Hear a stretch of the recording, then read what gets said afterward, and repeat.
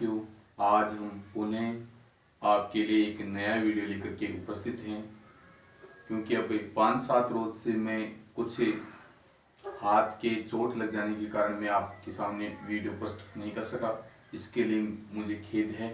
आज हम जो हमारा अविभाव प्रकरण चल रहा था, समास प्रकरण भाग 3 का, इसका अध्ययन करेंगे। उससे पहले अपने जो विद्यार्थी इस चैनल को सब्सक्राइब नहीं किया है वो सब्सक्राइब करके शेयर जरूर कर देना, ताकि जो अपने साथीगण हैं उनको भी इस कक्षा का लाभ मिले। विद्यार्थियों, आज हम पुनः ऑनलाइन क्लासों में अविभाव समास का अध्ययन करने जा रहे हैं, जो समास प्रकरण भाग 3 में अविभाव समास का दूसरा भाग है। तो हम दूसरे भाग में अविभाव समास में जो सूत्र आते हैं उनका अध्ययन करेंगे। तो सूत्रों के माध्यम से हम अविभाव समास में जानेंगे कि कौन से सूत्र के माध्यम से अविभाव समास होता है। तो हमारा जो पहला सूत्र है यावत अवधारणी, इस सूत्र के माध्यम से यहाँ यावत यानी परिणाम तक, यावत का मतलब तक यानी सीमित अवधि तक जिसका प्रयोग किया जाए वहां पर भी अविभाव समास होता है। अब इसको हम उदाहरण के माध्यम से जानेंगे कि यहाँ किस प्रकार से सीमित अवधि होगी, सीमित दायरा होगा। जैसे एक उदाहरण है यावत् लोकम, यावत् लोकम।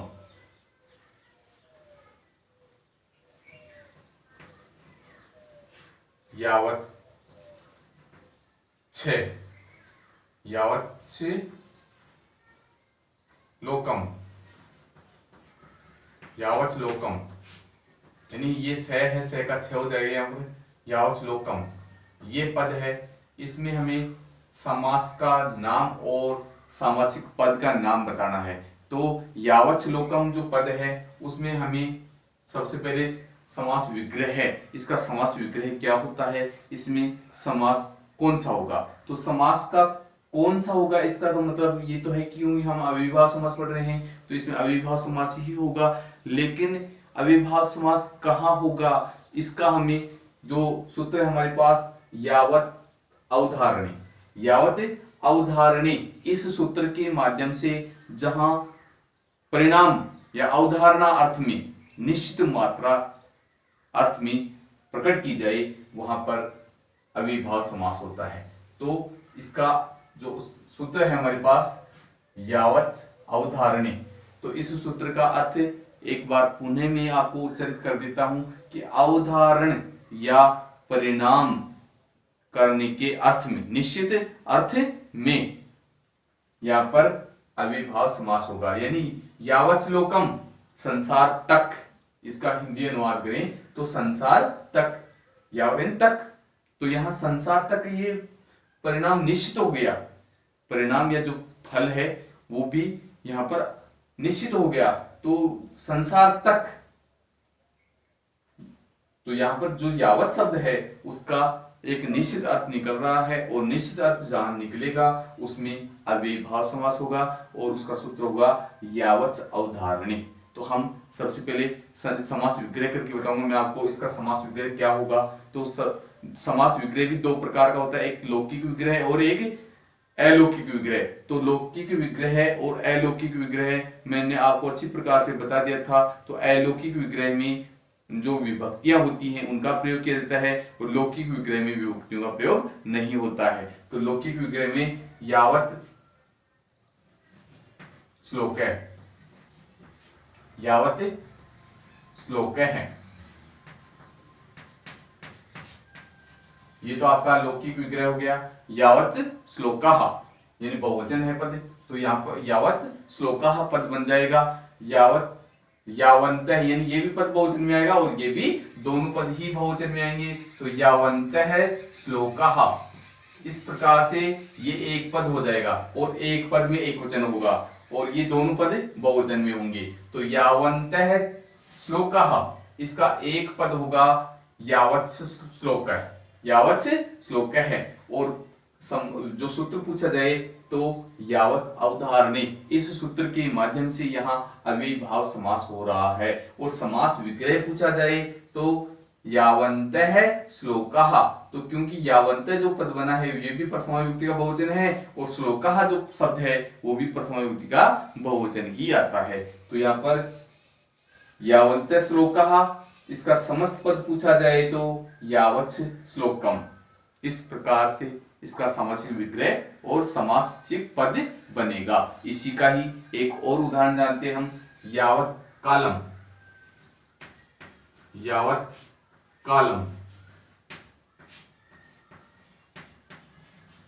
अब इसका हम यदि विग्रह करें तो यावत् कालम जो पद है हमारे पास, तो यावतः कालम, यावन कालम, तो इसका समासिक विग्रह होगा यावन कालम।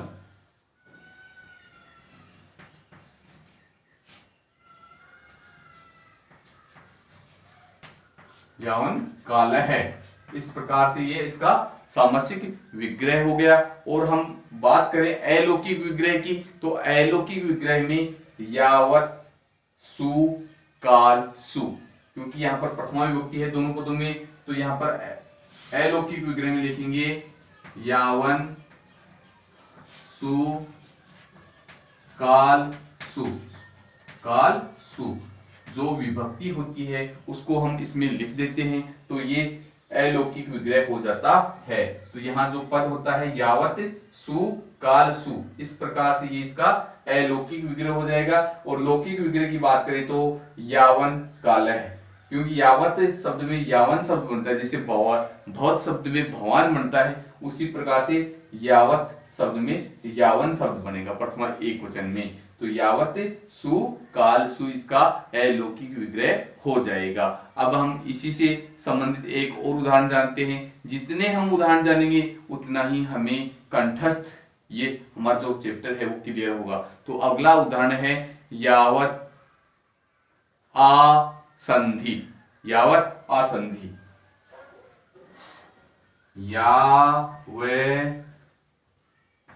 दासंधि।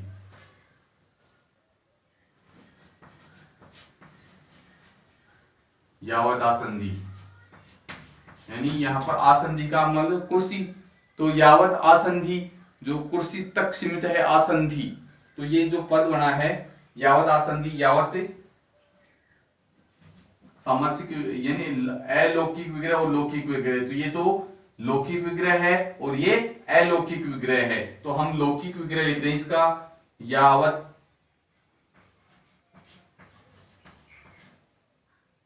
आसंधि। यावत आसंधि ये इसका अलौकिक असंधीय, यावत असंधीय, यावत असंधीय इसका अलौकिक विग्रह, और लौकिक विग्रह में इसको लिख देंगे आसंधीय, क्योंकि ये बहुवचन में लिखा जाएगा, तो आसंधीय इसका ये लौकिक विग्रह होगा। और अलौकिक विग्रह की बात करें तो यावत जस से आसंधि जस, क्योंकि बहुवचन में सु और जस, बहुवचन में जस प्रत्यय होता है, तो ये भी बहुवचन में है और ये भी बहुवचन में है, तो यहाँ पर बहुवचन पद लिखना पड़ेगा यावत जस आसंधि जस, इस प्रकार से ये अलौकिक विग्रह लिखा जाएगा। अब विद्यार्थियों हम दूसरे सूत्र में चलते हैं, सुप प्रति नाम मात्रार्थे। ये भी अविभाव समास का ही सूत्र है। तो हमारे पास सूत्र है सुप प्रति नामात्रार्थे, यानी सुप जो शब्द है वो यदि इसमें आ जाता है सुप और प्रति नाम, ये तीन हैं, सुप प्रति नाम मात्रार्थे ये पद आ जाते हैं, तो वहां पर भी अव्ययीभाव समास ही होता है, सुप प्रति नामात्रार्थे। अब इनको भी हम उदाहरणों के माध्यम से समझेंगे। जैसे सुप प्रति,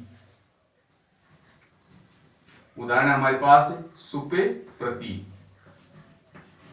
अब इस उदाहरण में हम जानेंगे कि जो ये सुप पद आया है पूर्व पद में सुप है और प्रति बाद में है, और अन्य उदाहरणों में हम बात करें तो प्रति पहले पद में आता है, लेकिन सुप प्रति नामार्थे जो सूत्र है, सुप प्रति नाम मात्रार्थे, नामात्रार्थ ये सूत्र कहता है कि सुप प्रति और नाम ये मात्रार्थ में यदि इनका मात्र अर्थ में मात्र अर्थ में इनका प्रयोग होता है तो इनका पूर्व प्रयोग होगा, क्योंकि ये सुबंत है और इनका सुबंतों का यहाँ पर पूर्व प्रयोग होगा।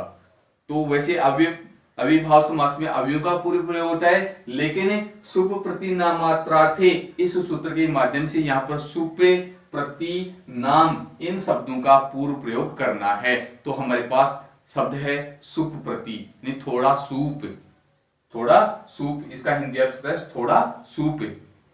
यहाँ पर मात्रा अर्थ में इसका प्रयोग हो रहा है, इसलिए मात्रा अर्थ में प्रयोग हो वहां पर सुप का पूर्व प्रयोग होता है। तो अब इसका विग्रह लिखें तो सुपस्य लेस है, इसका सामासिक विग्रह होगा सुपस्य लेस है।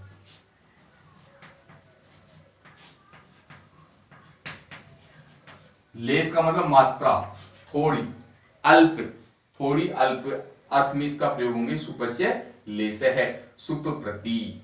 और इसका यदि हम अलौकिक विग्रह लिखें तो सुपे नस प्रति, क्योंकि षष्ठी विभक्ति का प्रयोग हो रहा है और षष्ठी विभक्ति में नस प्रत्यय होता है। तो यहाँ पर अलौकिक विग्रह में लिखेंगे सुपे नस प्रति, ये अलौकिक विग्रह लिखा जाएगा, सुपनस प्रति।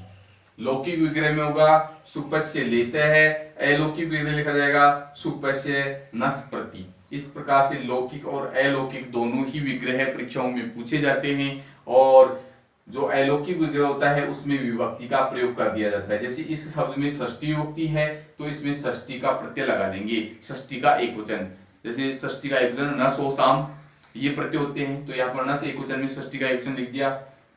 अब इसी का ही एक उदाहरण, जैसे प्रति का उदाहरण ले हम तो साक प्रति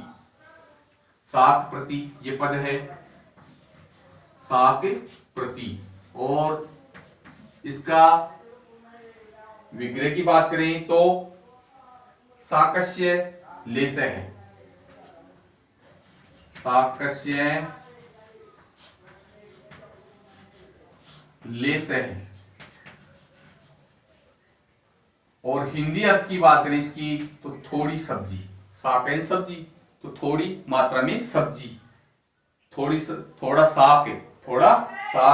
तो इस प्रकार से यहाँ पर जो मात्रा निश्चित है इसकी, उस मात्रा अर्थ में साक शुभ प्रति नामार्थे, इस सूत्र के हिसाब से यहाँ पर साकस्य लेस है। इस पद में यहाँ पर ये जो पद बनेगा वो अविभाव समास में बनेगा, साकस्य लेस है। ऐसे ही हम दूसरे उदाहरण की बात करें तो जैसे सर्पी प्रति थोड़ा घी, सर्पी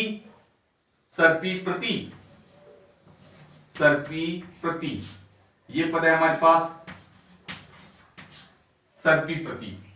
तो सर्पस्य लेस है, इसका सामासिक विग्रह होगा सर्पस्य लेस है।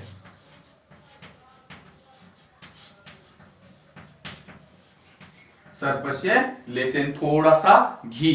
तो इस प्रकार से जो सर्पिस है यानी षष्ठी विभक्ति में सर्पिस है और लेस है, सर्पिस है षष्ठी विभक्ति का जो पद बनता है षष्ठी एकवचन में, तो क्योंकि ये इकारांत शब्द है सर्पी, और इकारांत शब्द के हिसाब से यहाँ षष्ठी विभक्ति का एकवचन लिखेंगे सर्प से लेस है, सर्प से लेस है और षष्ठी विभक्ति का शब्द हो जाएगा। और यदि इसका हम अलौकिक विग्रह लिखें तो अलौकिक विग्रह में वो ही बात है, षष्ठी विभक्ति का जो नस प्रत्यय आता है वो नस प्रत्यय लिखा जाएगा।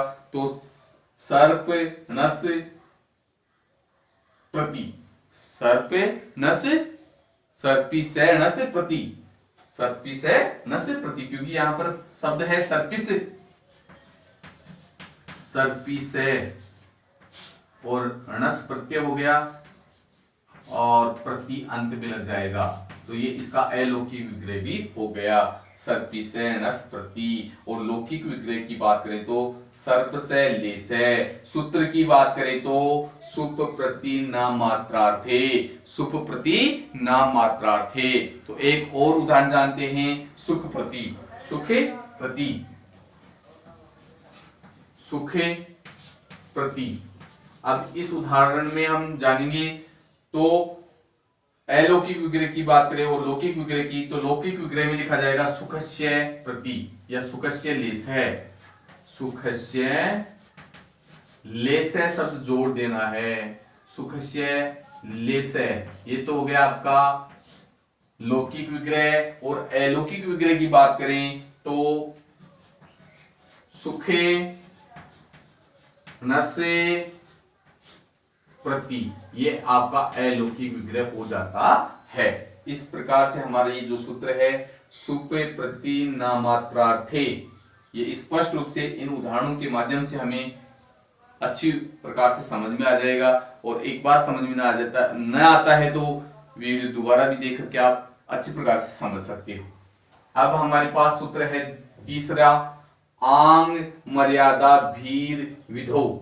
आंग मर्यादा भीर विधो, इस सूत्र को हम समझेंगे तो इस सूत्र के हिसाब से आंग जो इसमें आ शेष रहता है, उस आ जो उपसर्ग है उस आ का हम मर्यादा अर्थ में यदि इसका प्रयोग होता है तो वहां पर हमें षष्ठी विभक्ति में और अविभाव समास का प्रयोग किया जाता है। तो अब उदाहरण के माध्यम से हम समझें तो जैसे आ मुक्ति, हमारे पास उदाहरण है आ मुक्ति।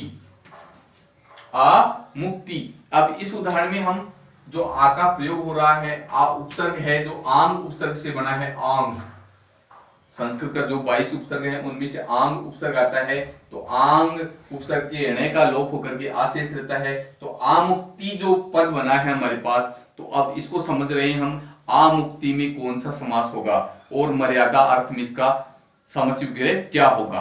तो आमुक्ते, इसका यदि विग्रह करें तो आमुक्ते इसका ये सामसिक विग्रह हो गया। षष्ठी विभक्ति में मुक्ति से छुटकारा, आमुक्ति यानी मुक्ति से छुटकारा, ये तो सामसिक विग्रह हो गया।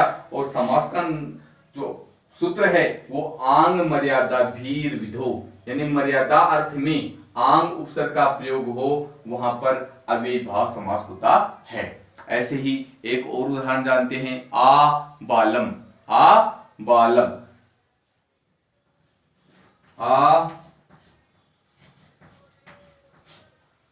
बालम जो पद है वो पंचमी का अर्थ यानी मुक्ति अलग होने के अर्थ में जो पंचमी का प्रयोग किया जाता है। तो आ बालम तो आ बालिभ्य, यानी यहां जो पद होगा वो पंचमी में लिखा जाएगा। आ बालम ये पद है। अब इसमें जो पद है वो अंत में हम सामसिक विग्रह करेंगे इसका आ बालम का, तो ये पद हमें पंचमी विभक्ति में लिखना है। तो यहां पर विग्रह करेंगे तो आ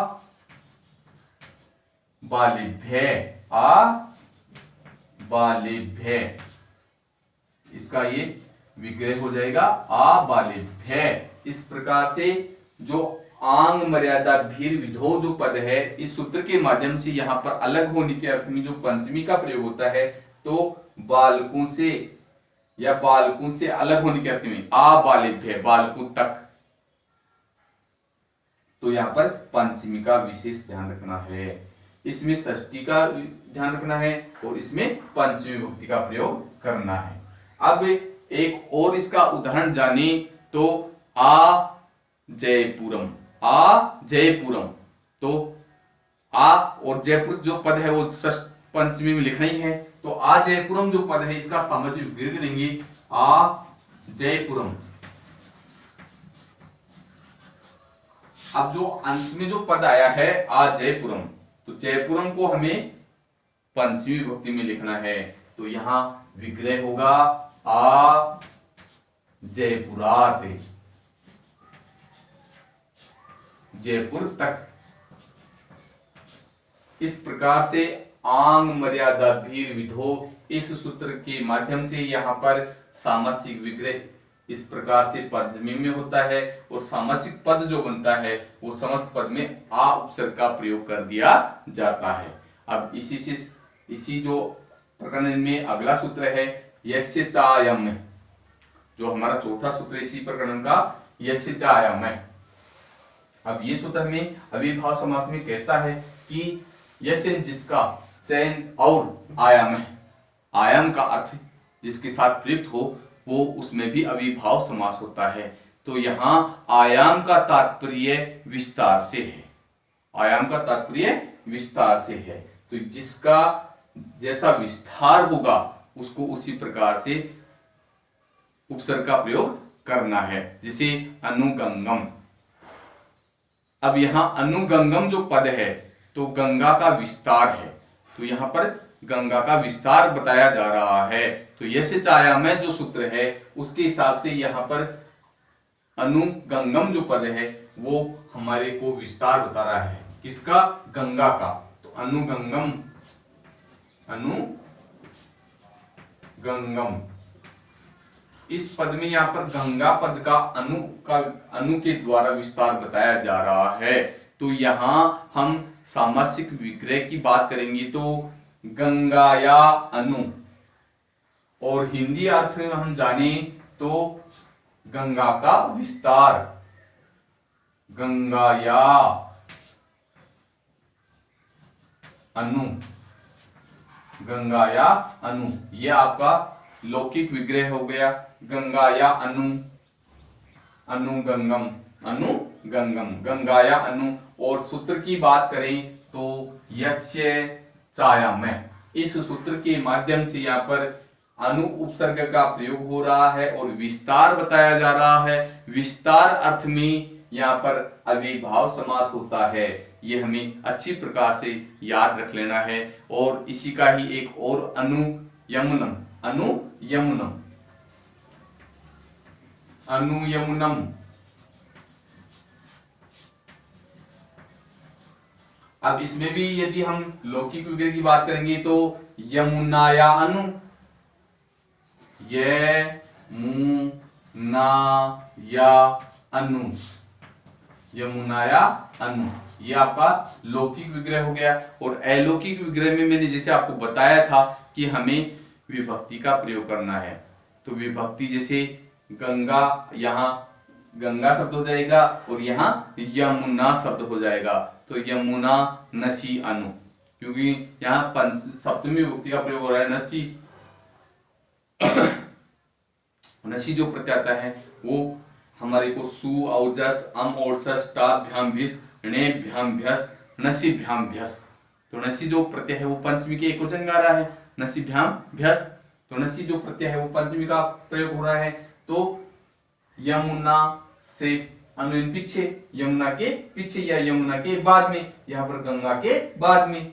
तो इस प्रकार से यहाँ पर अलौकिक विग्रह में लिखेंगे तो यमुना नसी अनु, यह आपका अलौकिक विग्रह हो गया। और ऊपर वाले वाक्य का हम यदि अलौकिक विग्रह लिखें तो गंगा नसी अनु, गंगा नसी अनु। तो नसी जो प्रत्यय आता है वो पंचमी के एक वचन में हमें इसका प्रयोग कर देना है। तो इस प्रकार से हमारा अलौकिक विग्रह भी हो जाएगा। अब विद्यार्थियों हम आगे बढ़ते हैं और आगे हमारा जो महत्वपूर्ण सूत्र है संख्या वंशीयन, संख्या वंशीयन।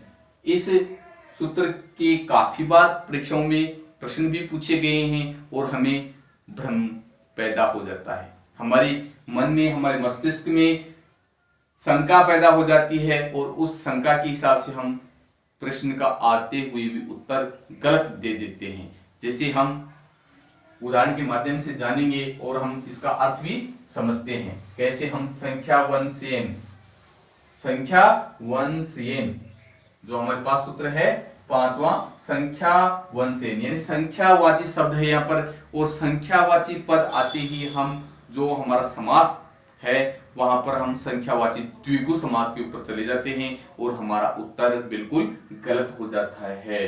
तो संख्या वंशीयन जो सूत्र है हमें बताएगा कि यहाँ पर संख्यावाची पद होते हुए भी यहाँ द्विगु समास नहीं होना है और वहां पर अविभाव समास ही आपको करना है। अब मैं आपको उदाहरण के माध्यम से बताऊंगा कि जैसे द्विमुनि, द्विमुनि पद है हमारे पास, द्विमुनि।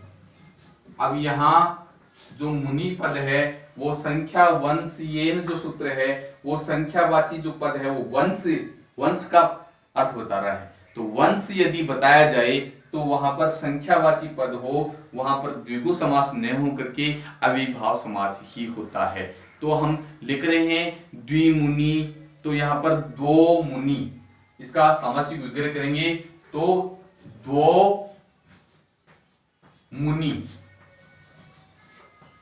ये आपका लौकिक विग्रह हो गया, दो मुनि यानी दो मुनि। अब यहां पर दो मुनि सामासिक पद बना है, तो इसका अलौकिक विग्रह लिखें तो द्वो औ मुनि औ, द्वे औ मुनि औ। अलौकिक विग्रह में लिखेंगे द्वि और औ मुनि औ, मुनि औ, यह आपका अलौकिक विग्रह हो जाता है। और लौकिक विग्रह में दो मुनि, ये द्विवचन का पद है तो द्विवचन में ही लिखा जाएगा। और अलौकिक विग्रह में द्वि औ मुनि औ, क्योंकि औ जो आता है वो द्वितीय प्रथमा के एक वचन में आता है, प्रथमा के द्विवचन में, एक वचन में नहीं द्विवचन में। तो सु औ जस औ, तो ये द्वितीय और प्रथमा के द्विवचन का पद बनता है, तो द्वि औ मुनि औ। अब ऐसे ही एक और उदाहरण जानते हैं, जैसे त्रिमुनि, हमारे पास है त्रिमुनि। तो विद्यार्थियों इन पदों में हमें गलती नहीं करनी है, क्योंकि संख्यावाची दिखते ही हम सीधा डायरेक्ट कौन से समास पर जाएंगे, द्विगु समास पर, क्योंकि वो संख्यावाची पद आते ही द्विगु समास बताता है। तो यहाँ पर द्विगु समास नहीं बताएगा, क्योंकि यहाँ वंश प्रकट हो रहा है, मुनि जो पद है वो वंश बता रहा है। तो त्रिमुनि, मुनि कौन है, वंशवाची शब्द है, तो यहाँ वंशवाची शब्द आते ही यहाँ त्रय मुनि, इसका विग्रह करेंगे तो हम त्रय मुनि, त्रय मुनि, ये प्रथमा के बहुवचन में हो जाएंगे, ये भी प्रथमा का बहुवचन हो गया, ये भी प्रथमा के बहुवचन में त्रय मुनि है। और अलौकिक विग्रह की बात करें तो त्रि जस मुनि जस, क्योंकि यहाँ पर प्रथमा का बहुवचन है तो जस प्रत्यय प्रथमा के बहुवचन में आ जाएगा, तो त्रि जस मुनि जस। इस प्रकार से यहाँ पर अलौकिक विग्रह होगा। तो ये आपका अलौकिक विग्रह हो गया। और लौकिक विग्रह की बात करें तो त्रय मुनि, और समस्त पद की बात करें तो त्रिमुनि। सूत्र होगा संख्या वंशीय। अब हम आगे सूत्र में बढ़ते हैं, नदी भीष्य। अगला जो हमारा सूत्र है नदी भीष्य। अब विद्यार्थियों जो नदी भीष्य जो सूत्र है वो भी हमें नदीवाचक जो पद हैं वो यदि संख्यावाची पद हो तो वहां पर वही बात है, जैसे द्वियमुनम, द्वियमुनम जो पद है हमारे पास द्वियमुनम, तो हमें जो संख्यावाची पूर्व पद दिख रहा है तो हम सीधे ही द्वंद्व द्विगु समास पर जाते हैं। तो यहाँ पर द्वियमुनम जो अंतिम पद है वो नपुंसक लिंग में होगा। ये हमने पहले चर्चा कर ली थी कि नपुंसक लिंग पद में बनाते हैं यहाँ पर। तो द्वियमुनम जो पद बना है इसमें हम इसका विग्रह करके देखेंगे कि इसमें विग्रह किस प्रकार से होगा। तो द्वयो यमुनयो समाहारे, इसका विग्रह करेंगे तो हम द्वयो यमुनयो, द्वयो यमुनयो समाहारे, द्वयो यमुनयो समाहारे। इस समाहार अर्थ में हम यहाँ द्वियमुनम पद बनाएंगे और समास का नाम होगा अविभाव समास। ऐसे ही हम इसका अलौकिक विग्रह लिखें तो हम लिखेंगे जो हमारा पद बना है षष्ठी विभक्ति का द्विवचन, तो हम षष्ठी विभक्ति के द्विवचन में ही जो प्रत्यय लगाएंगे नस ओस आम, ओस प्रत्यय, क्योंकि यहाँ पर द्विवचन पद है तो यहाँ पर द्विवचन में ओस ही प्रत्यय जुड़ेगा। तो यहाँ पर अलौकिक विग्रह में लिखेंगे तो द्वि औस यमुना ओस, क्योंकि यहाँ दो है, द्वि औस यमुना ओस, द्वि ओस, यमुना, ओस। इस प्रकार से इसका अलोकी विग्रह हो जाता है। तो द्वि ओस, यमुना, ओस। ऐसे ही एक और उदाहरण ले हम, जैसे सप्तगंगम। सप्तगंगम,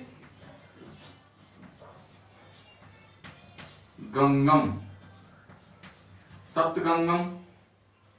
इसी प्रकार से हमें ये द्विवचन में है, तो अब यहां पर बहुवचन हो जाएगा। तो सप्तानाम गंगानाम समाहारे। षष्ठी के बहुवचन में यहां पर होगा सप्तानाम गंगानाम समाहारे। ये आपका लौकिक विग्रह हो गया। अब हम अलौकिक विग्रह की बात करें तो यहां पर जो षष्ठी का बहुवचन आया है, तो यहां पर आम प्रत्यय होता है। तो हम सप्ते आम गंगा आम, सप्ते आम गंगा आम, ये आपका अलौकिक विग्रह होगा। तो सप्ते आम गंगा आम। और लौकिक विग्रह की बात करें तो सप्तानाम गंगानाम समाहारे। और समास का नाम अव्ययीभाव समास। सूत्र होगा नदी भी से, क्योंकि इसमें नदी का नाम आ रहा है, तो नदी जो वाचक शब्द हैं उनमें समाहार अर्थ में यहां पर अव्ययीभाव समास होता है। विद्यार्थियों, एक और उदाहरण इसका हम जानते हैं, जैसे सप्त गोदावरम। सप्त गोदावरम, तो हमारा जो नदी भी से सूत्र है वो बिल्कुल क्लियर स्थिति में आ जाएगा। सप्त गोदावरम।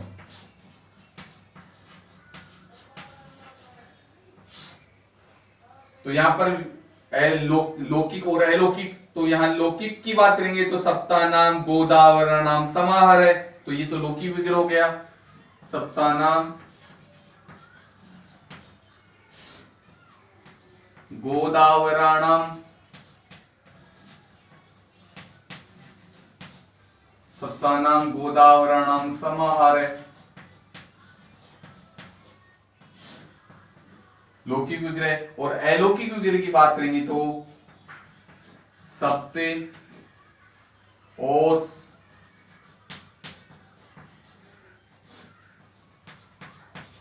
गोदावरी ओस। इस प्रकार से यहां पर आपका अलौकिक विग्रह हो जाएगा। तो सप्त गोदावरी, गोदावरी, तो सप्त गोदावरणम, तो सप्त गोदावरी, सप्तानाम गोदावरणम। आम, ओस तो द्विवचन में होता है, यहां पर आम प्रत्यय होगा, ओस नहीं होगा विद्यार्थियों, आम प्रत्यय, क्योंकि यहां पर द्विवचन नहीं है, बहुवचन है, और बहुवचन में नस ओस आम प्रत्यय आता है। तो यहां पर ओस के स्थान पर क्या लिखेंगे, हम आम लिखेंगे, नस ओस आम। तो यहां पर आम प्रत्यय होगा, नस प्रत्यय नहीं होगा। ये थोड़ा संशोधन कर लेंगे हम। तो सप्त आम गोदावरी आम, इसका ये अलौकिक विग्रह हो जाएगा। विद्यार्थियों, अपने जो साथी हैं उनको चैनल सब्सक्राइब करके शेयर करने के लिए जरूर बोलना। आगे पुनः हम उपस्थित होंगे। सभी को मेरा नमस्कार।